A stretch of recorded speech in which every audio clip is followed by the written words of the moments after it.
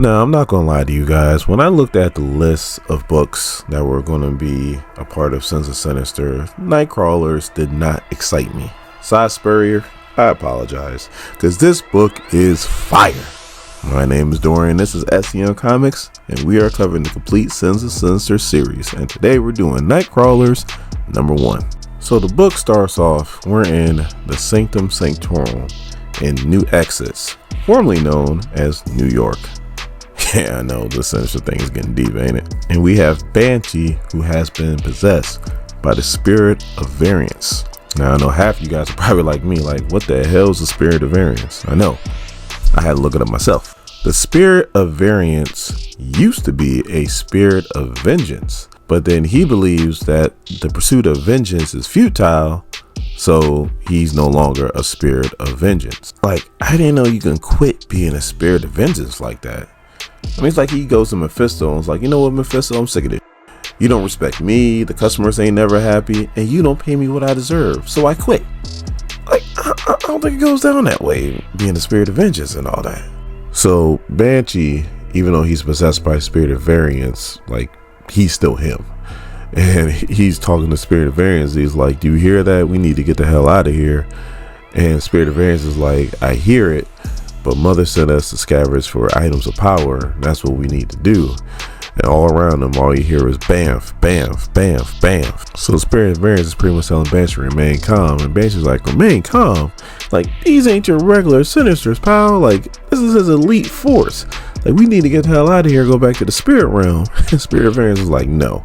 It's been 10 years since Mother has banded us together. When has she ever rewarded failure? You guys are going to find out who Mother is real soon. So all of a sudden they bamf together, and we see it's the Legion of the Night. They are Nightcrawler chimeras of X-23, Toad, Sabretooth, Spider-Man, Dominoes, and Pyro. And I know what you guys are about to say. It's not X-23 no more. It's Wolverine. I know. Yes, it's Wolverine. But to me, it should always be X-23. So Wolverine is all over Vox Ignis. That is Banshee and the Spirit of Variance. And the first thing she goes, she's like, that outfit is even tackier up close. Stripes, we wouldn't be called dead in stripes, but you will.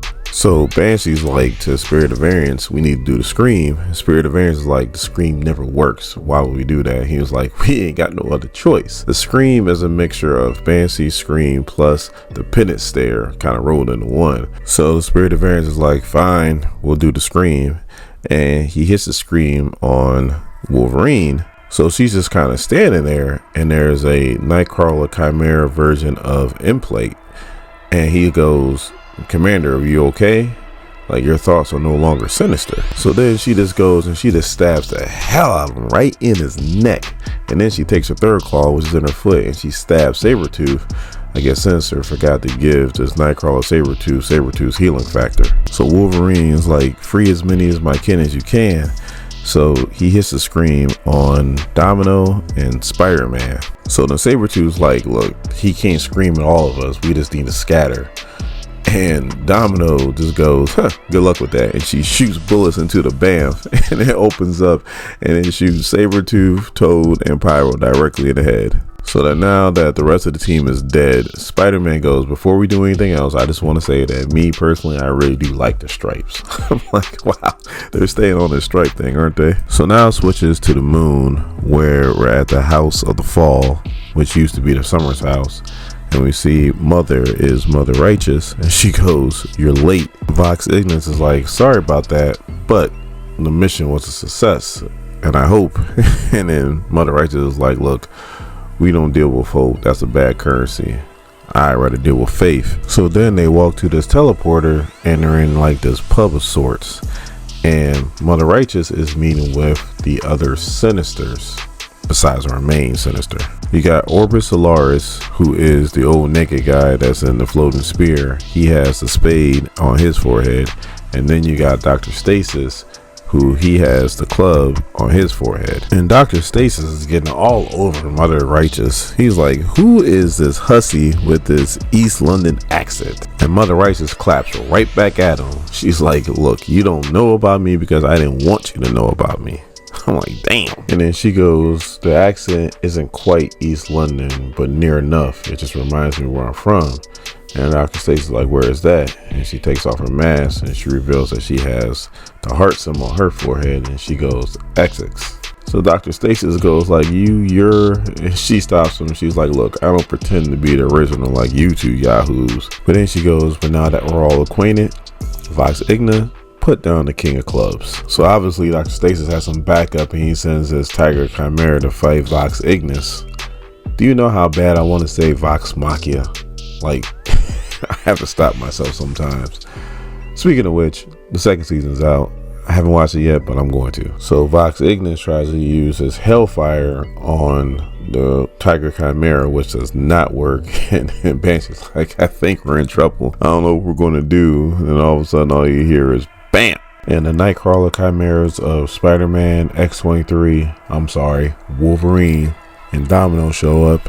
Wolverine makes quick work of that Tiger Chimera, cuts his head right off. So then the other two are attacking Dr. Stasis, but he has like this force field up, and then he starts throwing like shurikens at him. So Wolverine comes over, and all of a sudden all these tentacles come out of Dr. Stasis and grabs Wolverine, and he's like, you know what, after I rip your limbs off, I think I'm gonna incorporate these claws, waste not, want not. And then she uses her tail and stabs Dr. Stasis right in the club in his forehead and kills him. So come to find out, Orbis Solaris actually made a deal with Mother Righteous to take out Dr. Stasis. So Orbis Solaris is like, I really didn't think you'd be able to kill him, and I thought I had to actually sit down and actually listen to a proposal to start an alliance with this dude. And Mother Righteous is like, look, cut the games. You wanted Dr. Stasis dead, he's dead. Now I want answers. So Orbis Solaris pretty much lets Mother Righteous know that he stole Sinister's lab and has the Myras. The reason why he stole is because he doesn't want his timeline reset and have to go through all this craziness again. He's pretty much in the driver's seat now that he stole the lab, and he needed Dr. Stasis out the way because that was one of the people that could actually stand in his way.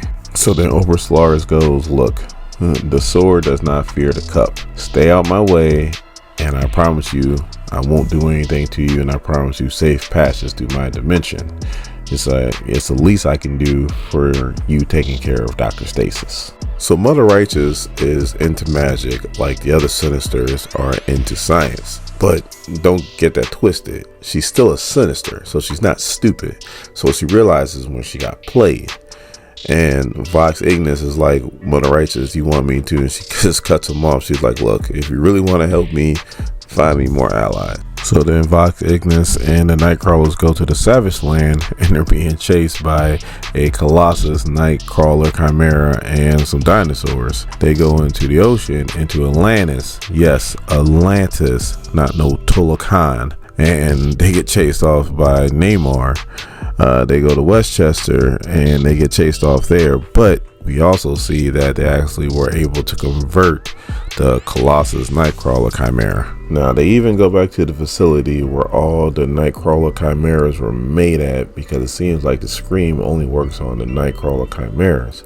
And then they run across Kurt. Yes, the original Nightcrawler, and he looks like he did in Sins of Sinister, looking like a cross between a demon and a dragon. And the scientist is not even trying to fight him. He's just like, look, keep it down, because you don't want this dude waking back up. He's not due to feed for another week. So now we switch to Avengers Crater, which is formerly Avengers Mountain, and we see that all the Nightcrawlers have gathered up all these different magical items. They even have a brain of Cortez, which helps boost anybody's mutant powers. And Mother Righteous is like, you guys have done well, but now we need to break into Sinister's lab. And she goes, who wants to volunteer? So Vox Ignis is trying to explain how the lab is at the World Farm, and that's pretty much a suicide mission. Mother Righteous is like, hush. So Wolverine is trying to volunteer, and the Spider-Man is like, no, let me go. And he starts to explain how, yeah, they were free from Sinister's grip because of the Scream, but he says there's always a voice in the back of his head that's trying to pull him back in. And he says if there's a way for me and my kind to be free, he wants to be able to do it. So Mother Righteous is like, okay, take the brain of Cortez. That should boost your range. and then he bamps right into the force field, pretty much kills him on the spot. And that's the end of Nightcrawler Spider-Man. And Mother Righteous doesn't even bat an eyelash. She pretty much asks them what was his name, shows what kind of leader she is, and they go Wallcrawler.